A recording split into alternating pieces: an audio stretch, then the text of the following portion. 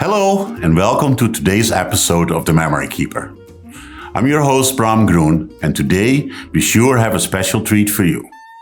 Join Bram on an exciting journey, sharing travel stories that celebrate the power of memory. Through these stories, Bram raises awareness and support for both patients and caregivers, fighting Alzheimer's in honor of his wife, Sherry, who now resides in memory care. Without further ado, here's today's episode of The Memory Keeper.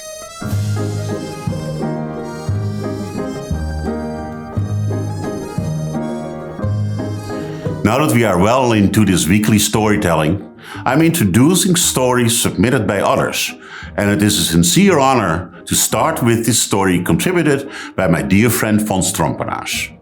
Before I begin, I would like to invite you, my listeners, to send me your intercultural stories so that I may include them in this Alzheimer's supporting project and credit you directly. Go to the memorykeeper.org and simply click the button that says Share a Story.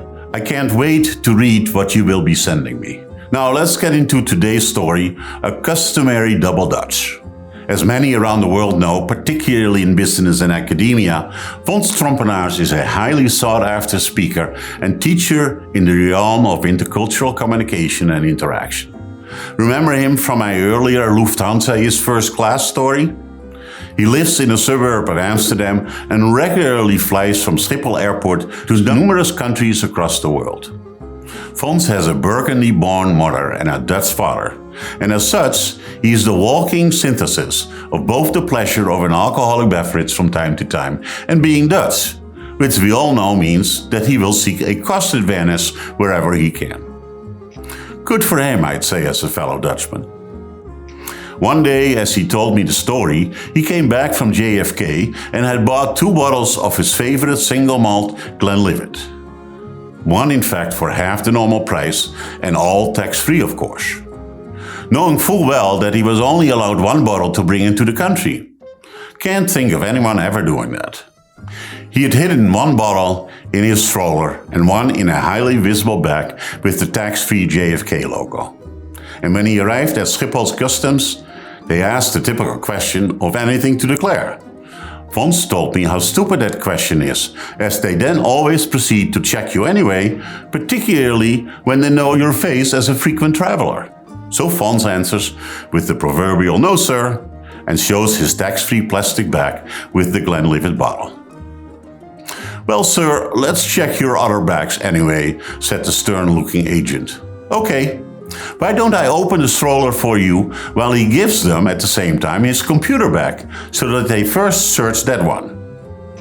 And while the agent is checking all the compartments of his computer bag, Fons takes the second bottle rolled in a t-shirt out of his open stroller and slips it into the tax-free JFK bag. Next, they search for contraband in the stroller, and of course all is fine. With his typical big smile on that Burgundian face, Fons was told he could proceed. "Nice to see you again, sir, and you're all clear. Rien de déclarer." That night, he had a double scotch while laughingly and proudly telling his family he had once again successfully taken advantage of the tax-free airport system while outsmarting the customs agents. No wonder there are all these proverbs in the English language about the Dutch.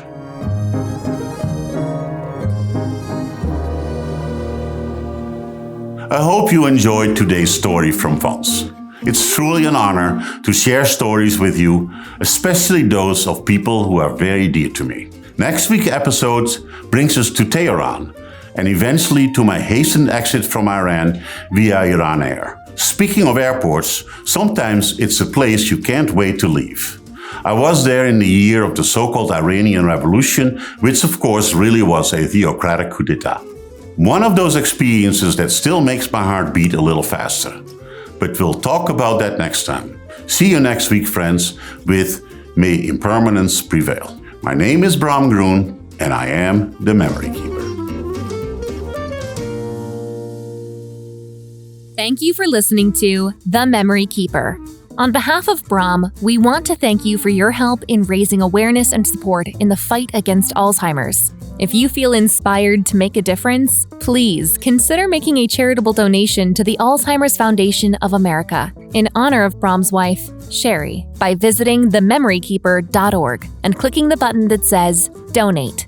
On our website, you can also sign up for our email list and receive the newest episodes directly to your inbox, as well as a full listing of episodes, show credits, and learn more about this program and why it exists.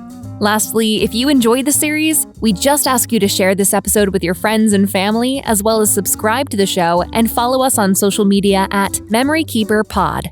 Together, let's continue to raise awareness and make a difference in the fight against Alzheimer's. Thank you so much for joining us. We'll see you right here next week for another episode of The Memory Keeper.